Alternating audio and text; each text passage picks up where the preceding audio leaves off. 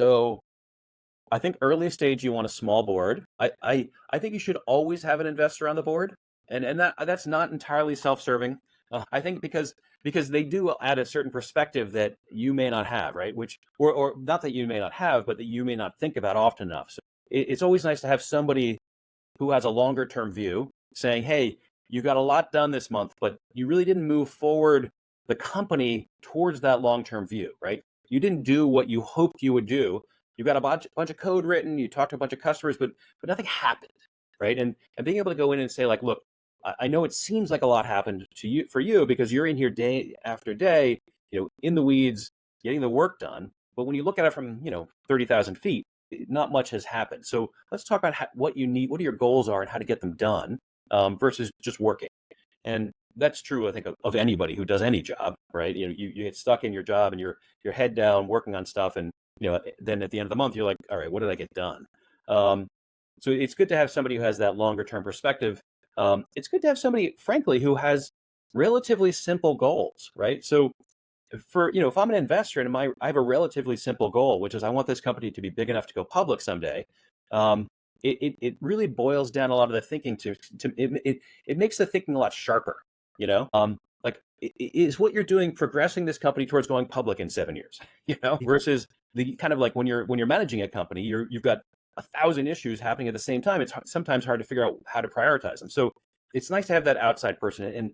And I feel like that's what I do as a board member is like, tell me what you've been doing. Let's talk about it. Let me refocus you on the big picture. And I think founders appreciate that because they're buried in detail, especially in the early days. I don't think you should have more than 2 investors on the board in the early days because they tend to disagree with each other. And then you get weird advice. A later stage board, you're going to have a bunch of investors, right? If you've raised 3 rounds of capital, you might have 3 different VCs on your board. And obviously you don't want the VCs to, if you can, you don't want them to be a majority of the board, but at some point they will be. So it'll be like, you'll have you and maybe your co-founder, and maybe you'll have an outside director who's not an investor to balance it out.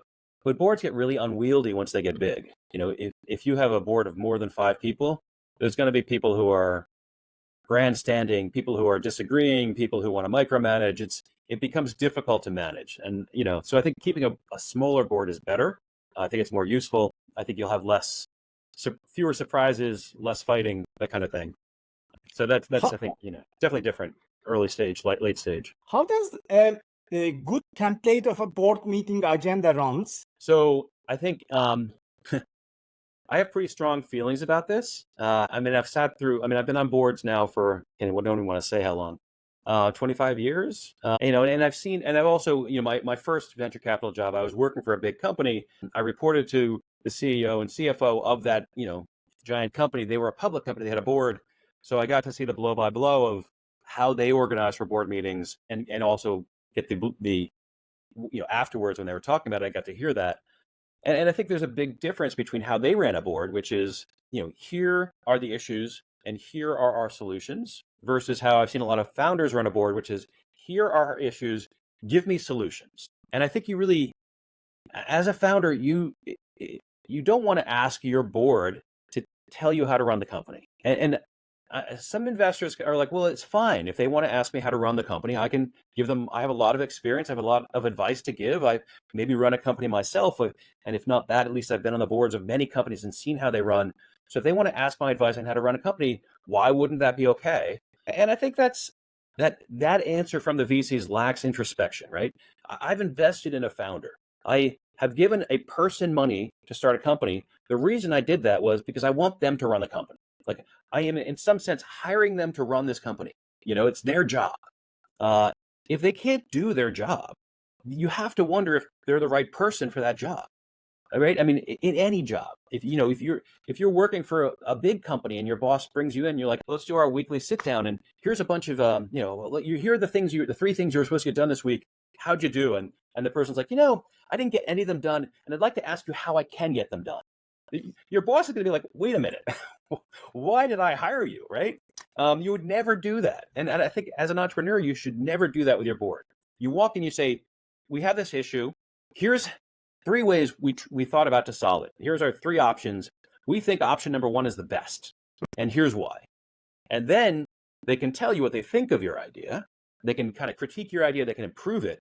But at least you're going in there showing leadership and saying, I know how to solve problems. I'm doing my job. I'm solving these problems. Would love to have you tweak my idea and help make it better. Or tell me if there's something I don't know and I'm doing this wrong. But I'm not asking you to come up with ideas. So I think I think this is actually really important, and people don't agree with it, but I've just seen bad outcomes over and over again when people don't do this. And the best founders that I've worked with do this, right? They walk in, they're like, here's the problem, here's the solution, let's talk about it. And the thing, of course, is that I think most people, including most venture capitalists, don't realize is when founders do that, they don't notice it, right? They're not like, wow, this guy's a great founder or this woman's a great founder. They don't notice it. They're just like, okay, that person's just doing their job, right? So there's no reward for doing your job. There's only like punishment for not doing your job. It's they remember people who've done things badly. They just don't remember people who've done things perfectly because it just seems normal. But I think that's I don't know. If you think about it, it's clearly true, right?